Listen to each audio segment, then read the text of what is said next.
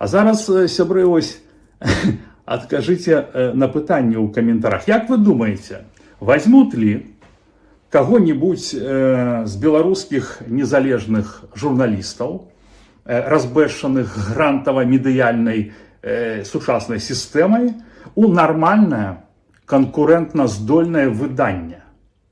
Ну, что вот он пришел, и выданне, якое не грантовое, незалежное, я кажу, слухай, Руселик, да мы давно жадали тебе позвать, каб ты у нас працаваў, ты круты журналюга, ты малатошак.